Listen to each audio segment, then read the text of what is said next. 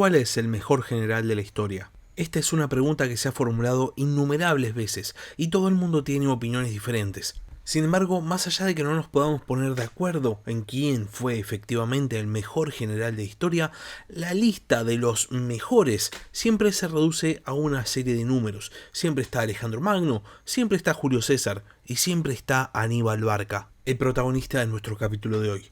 Esto no es casualidad, ya que tanto Alejandro como Julio César y Aníbal marcaron a fuego el destino de la historia gracias a sus proezas militares. Ahora bien, hay algo que distingue a Alejandro Magno y Julio César de Aníbal, y es que tanto Alejandro como César culminaron su carrera militar en victoria, y por eso lograron plasmar estas victorias militares en un proyecto político. Esto no se repite con Aníbal. Aníbal eventualmente es derrotado y su proyecto político queda trunco. Sin embargo, su habilidad militar, al margen de la derrota, es legendaria, y de hecho logra llevar a la República Romana hasta el límite. Pero para eso van a pasar años de guerra. En este capítulo del podcast los invito a ver los primeros años de la vida de Aníbal, el ascenso al mando de las tropas cartaginesas y la invasión a Italia. Sean bienvenidos a La Barba Roja de Barba Roja, un espacio para hablar sobre curiosidades de la historia.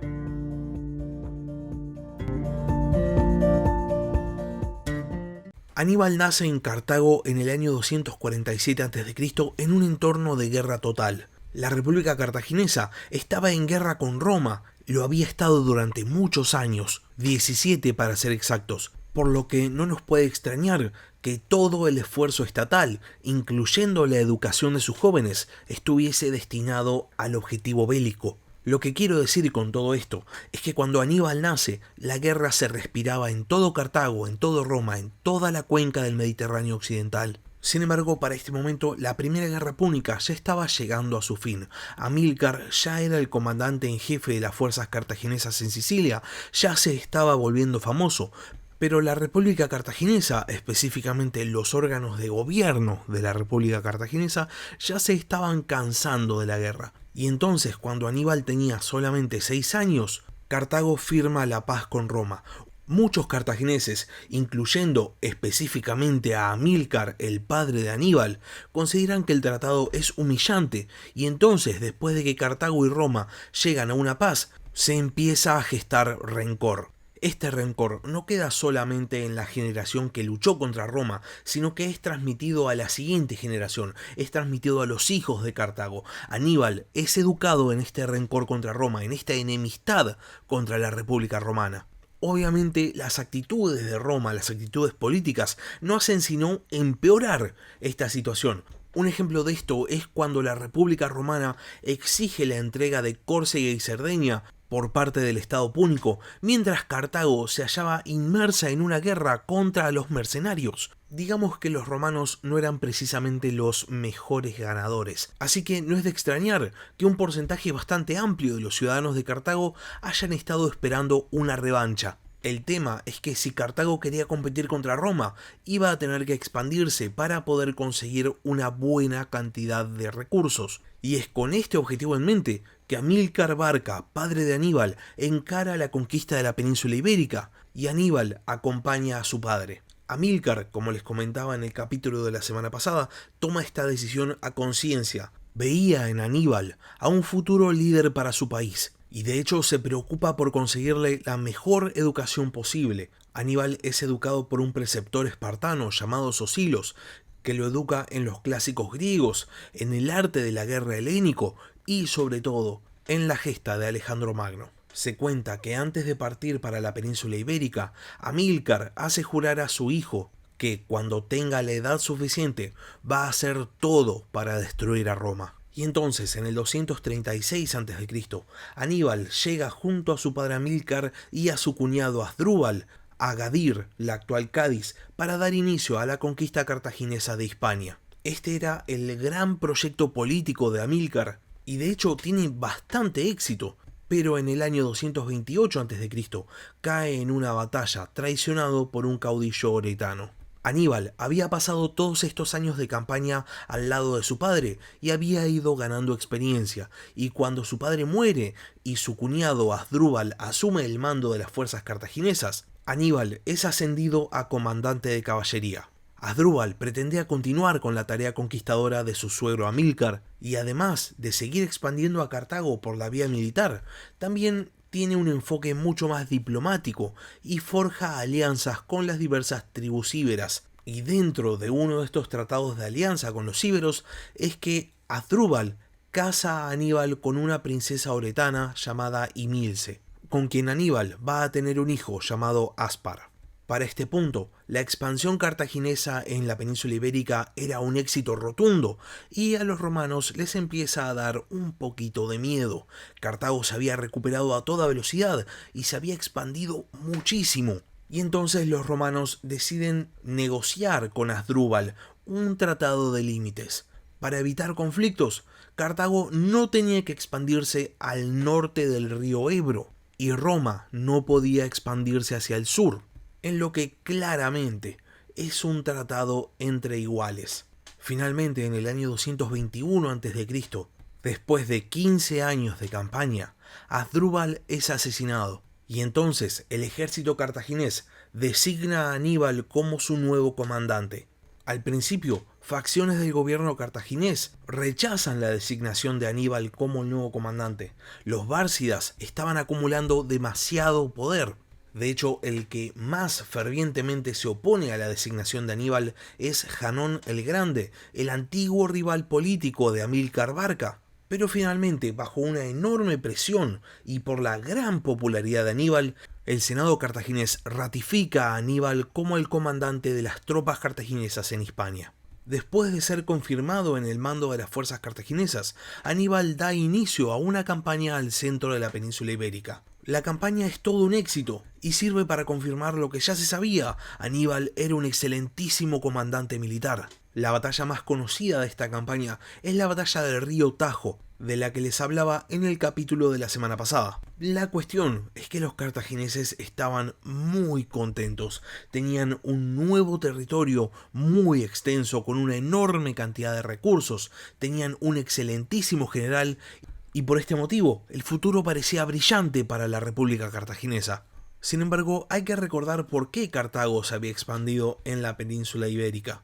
La derrota en la Primera Guerra Púnica contra Roma, y justamente Roma estaba muy pendiente de lo que hacía Cartago y en especial de lo que hacía Aníbal. Y viendo que los cartagineses no paraban de expandirse, no paraban de ganar territorio, riquezas, recursos y por ende poder, y sintiéndose enormemente amenazados, los romanos deciden que tienen que hacer algo.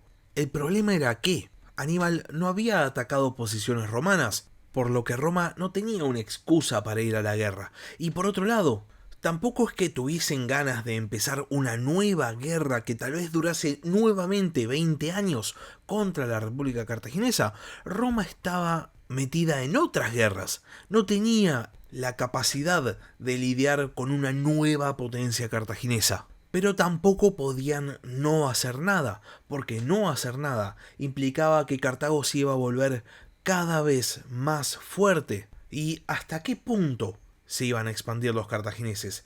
¿Cuánto poder iban a ganar? ¿Cuánto tiempo iba a pasar hasta que eclipsasen el poder de la propia República Romana? No, los romanos definitivamente consideraban que tenían que hacer algo y quedarse con los brazos cruzados no era una opción. Así que deciden tomar otro enfoque, más indirecto, menos honorable. Y esto es muy importante de destacar porque sabemos que los romanos estaban muy preocupados por mostrarse como un pueblo honorable, pero cuando lo necesitaban, no dudaban para nada en recurrir a la trampa. Y en este caso, ya que no podían ir a una guerra directa contra Cartago, pero tampoco podían dejar que Aníbal siguiese conquistando territorio a diestro y siniestro, deciden violar el tratado que ellos mismos habían firmado con Asdrúbal, el tratado del Ebro, y firman un tratado de alianza con la ciudad de Sagunto, que se encontraba muchos kilómetros al sur del río, en territorio que los romanos habían reconocido como cartaginés. Uno puede imaginar a los senadores romanos felicitándose mutuamente después de haber tomado esta decisión, pensando, ¡ja! Ahí va a tener Aníbal, no va a poder seguir expandiéndose. ¡Qué buen trabajo que hicimos, senadores romanos! Pero lo que los senadores de Roma no sabían era que Aníbal, al margen de perseguir la expansión de Cartago, tenía otro objetivo, algo que le había jurado a su padre Amílcar hacía 17 años: romper la República Romana. Esto era la oportunidad perfecta para Aníbal, ya que ahora, siendo que Roma había dado el primer paso, iba a poder saltearse todas las trabas que el Senado cartaginés quisiese ponerle, e iba a poder ir directamente a la guerra. El mismo año que Roma y Sagunto firman un tratado de alianza en el 219 a.C., Aníbal aprovecha un conflicto que Sagunto tenía con una tribu íbera que habitaba en el lugar y que era aliada de Cartago, y entonces decide atacar a la ciudad. Los saguntinos, aliados de Roma, piden ayuda a la República, pero los romanos no hacen nada. La situación se les había escapado completamente de las manos y encima estaban inmersos en dos guerras, una en Iliria y otra en la Galia Cisalpina. Los saguntinos esperan los 8 meses que dura el asedio, pero Roma nunca llega. La ciudad cae en manos de Aníbal y solo después el Senado romano envía una embajada a Cartago a protestar, a exigir una compensación y a exigir que le entreguen a Aníbal. El Senado cartaginés, viendo que Aníbal era enormemente popular en la ciudad, ve que no puede hacer nada y entonces rechaza las exigencias de Roma. Estaba a punto de comenzar la Segunda Guerra Púnica. Cuando los romanos reciben la noticia de que Cartago no iba a aceptar sus exigencias, empiezan a trazar un plan de guerra. Los romanos entienden que la gran mayoría de las fuerzas cartaginesas están en la península ibérica, entonces deciden que lo mejor que pueden hacer es abrir dos frentes simultáneos, enviar un ejército a Hispania y otro ejército directamente a África. Los romanos sabían que todavía tenían la supremacía naval y que Cartago no contaba con una flota que pudiese competir con la flota romana, así que pensaban que era mejor tratar a la guerra no como una gran guerra en su conjunto, sino como dos ofensivas romanas independientes, porque consideraban que Cartago iba a estar completamente a la defensiva, porque si no tenían barcos, y si Italia estaba rodeada por mar y por el norte por unas inmensas paredes de roca, que lógicamente son los Alpes, entonces, ¿qué ataque podía hacer Cartago? Iba a pasar mucho tiempo hasta que los cartagineses pudiesen armar una flota lo suficientemente poderosa como para poder disputarle el mar a Roma. En Italia se sentían seguros, pero a diferencia de la última vez, en esta ocasión no tenían ganas de tener otra guerra de 20 años. Querían que la guerra terminase pronto, querían demostrarle a Cartago cuál era la potencia superior. Los romanos se confiaron, porque mientras realizaban estos planes de guerra en Roma, Aníbal, en Hispania, estaba trazando su plan de batalla. Sabía que Cartago no podía competir en el mar contra Roma, sabía que iban a pasar años hasta que los cartagineses pudiesen armar una flota para competir en el mar contra los romanos. Sabía que Italia estaba rodeada por agua, excepto en el norte, y esto era todo lo que necesitaba. No importaba que en el norte de Italia estuviesen las montañas más altas de toda Europa. Por el contrario, para Aníbal esto era una ventaja. Los romanos nunca iban a esperar un ataque directo por tierra. Después de haber trazado todo su plan, Aníbal junta a todo su ejército en Cartago Nova y empieza a despachar emisarios a todos los pueblos que vivían al norte del Ebro para negociar un libre paso. Y una vez que completa todos sus preparativos, inicia la marcha.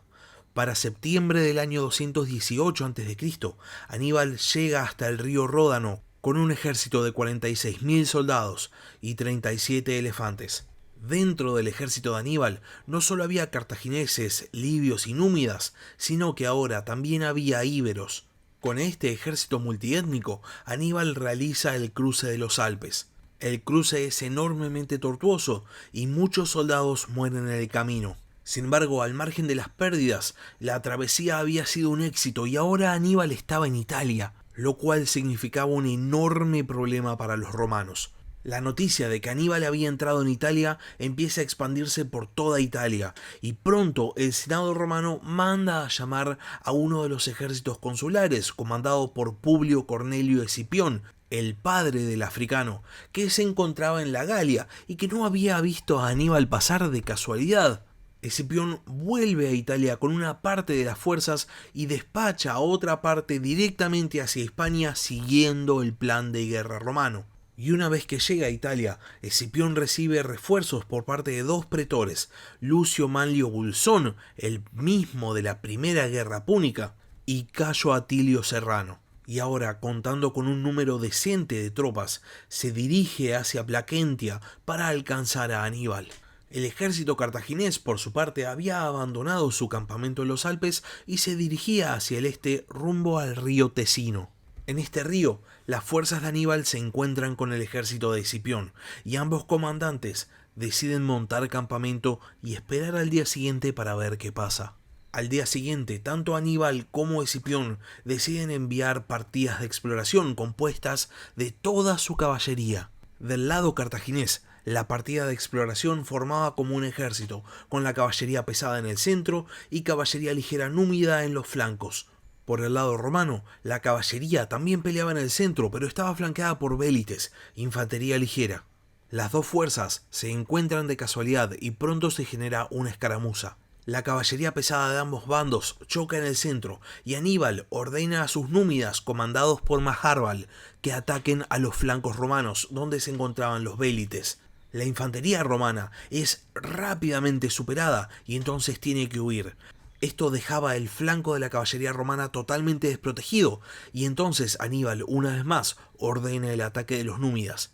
Viéndose totalmente superados, los romanos tienen que huir a su campamento. En el combate, Publio Cornelio Escipión es herido y está a punto de morir, pero es salvado por su hijo.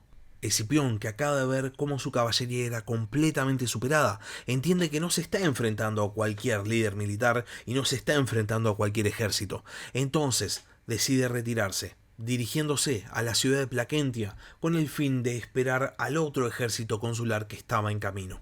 Aníbal ve que su enemigo se está retirando y decide perseguirlo. Cuando Escipión llega a Plaquentia, Aníbal propone combate, pero Escipión lo rechaza. Sabe que tiene que esperar, sabe que no puede contra esta amenaza solo. El tema es que las cosas iban de mal en peor para los romanos. Después de la victoria en el río Tesino, más allá de que hubiese sido una mera escaramuza, una gran cantidad de celtas del norte de Italia se habían rebelado contra Roma. Y en Plaquentia, un contingente de celtas aliados deciden pasarse del bando romano al bando de Aníbal. Escipión entiende que no está seguro en ese lugar y entonces decide alejarse todavía más, llegando al río Trebia, donde monta un campamento para esperar la llegada del otro cónsul, Tiberio Sempronio Longo. Sempronio efectivamente llega hasta la posición de Escipión y decide que lo que hay que hacer no es esperar más, ahora tienen un buen número, hay que atacar. Escipión, que ya se había enfrentado a Aníbal, sugiere prudencia, pero Sempronio dice no. Acá hay que atacar ya. Aníbal, por su parte, sigue con su táctica de perseguir el ejército de Escipión, pero cuando ve que llega el ejército de Sempronio, entiende que hay que tomar una actitud mucho más prudente. Y entonces decide acampar del otro lado del río Trebia. Y al igual que en el río Tesino, también envía partidas de exploradores, pero en este caso los exploradores tienen una tarea muy concisa, muy específica. Tienen que encontrar un campo de batalla. Es decir, tienen que encontrar un lugar donde el ejército de Aníbal pueda sacar el máximo provecho de sus propias características, de su gran caballería, de sus elefantes y de su infantería pesada. O sea, básicamente un llano. Y a su vez tienen la tarea de encontrar cerca de ese llano un lugar donde un ejército reducido de unos 2000 soldados se pueda esconder. Los exploradores vuelven con buenas noticias, encontraron las dos cosas y entonces Aníbal traza su plan de batalla para el día siguiente. Aníbal envía a su caballería númida muy temprano a la mañana al otro lado del río para que hostiguen a los romanos en su propio campamento. La idea es que cuando los romanos respondan, los númidas los atraigan al otro lado del río hacia el campo de batalla que Aníbal eligió. La táctica da resultado a la perfección. Sempronio ya estaba predispuesto a encontrar cualquier momento para atacar a Aníbal. Quería sacarse la amenaza cartaginesa de raíz. Y después de ordenar a su caballería que persigan a los númidas, ordena a todas sus legiones que crucen el río Trebia. Sempronio forma a sus legiones en 3 líneas, con una línea inicial de infantería ligera y las líneas posteriores de infantería pesada, y con caballería en los flancos. Aníbal, por su parte, que ya estaba esperando al ejército romano, forma al ejército cartaginés con una línea de infantería ligera muy reducida al frente y después un bloque de infantería pesada detrás. A su vez también tenía a su caballería y a sus elefantes a los flancos. Sempronio ordena a su ejército que avance, dando inicio a la batalla del río Trebia. Los vélites romanos, la infantería ligera, son rápidamente derrotados y su espacio es ocupado por los Astati y los Princeps, infantería pesada de la República, que aguanta muy bien el terreno frente a la infantería cartaginesa. En los flancos, sin embargo, la caballería romana es totalmente superada por la caballería y los elefantes de Cartago, llegando al punto en que los jinetes de Roma huyen del campo de batalla. En este momento la caballería cartaginesa gira y empieza a atacar los flancos de la infantería romana. Parecía que la batalla iba a ser otra modesta victoria de Aníbal. Sin embargo, en este momento, el general cartaginés revela su carta. Aníbal había pedido a sus exploradores que encontraran 2 lugares. Por un lado, un campo de batalla, y por el otro, un lugar donde un ejército reducido de unos 2000 soldados se pudiese esconder. Justamente en este lugar había escondido a una fuerza de 1000 jinetes y 1000 soldados de infantería con su hermano Magón Barca a la cabeza, para que en el momento justo realizaran un ataque contra la retaguardia romana. Y esto es precisamente lo que hacen, rodeando al ejército romano, que es totalmente derrotado. Una gran cantidad de romanos mueren en el combate. Sin embargo, otros logran huir y empiezan a cruzar el río desesperados, pero en este cruce mueren ahogados, pereciendo más de la mitad del ejército de Roma. Los que logran huir llegan a Plaquentia, y los 2 cónsules, después de esta derrota, se dirigen a Roma. Sempronio va a ser juzgado por negligencia y solo va a ser absuelto gracias a la intervención de su cocónsul Escipión. Los romanos habían pensado que iba a ser una victoria fácil contra Cartago, y ahora ya estaba terminando el 218 a.C., y Aníbal no solo no había sido derrotado, sino que había llegado para quedarse. Y hasta acá llegamos con el capítulo de esta semana. Si el capítulo les gustó, estén atentos al capítulo de la semana que viene, que vamos a continuar con la historia de la Segunda Guerra Púnica. Si no están suscritos al canal, les agradecería que se suscriban, y si tienen ganas de preguntar algo, comentar algo o simplemente quieren participar, pueden escribirme un comentario en YouTube o pueden mandarme un mail al mail del podcast, labarbarroja@gmail.com. También pueden seguirme en Twitter en @barbarrojacast. Por último, si tienen ganas de apoyar al podcast, pueden hacerlo mediante Patreon. Les dejo el link en la descripción del capítulo. Muchas gracias por haber escuchado y hasta la próxima. Gracias por escuchar La Barba Roja de Barbarroja. Si tenés algún comentario, si tenés alguna pregunta o simplemente tenés algo para decir, podés escribir un comentario en YouTube o bien podés mandar un mail a labarbarrojadebarbarroja@gmail.com. Hasta la próxima.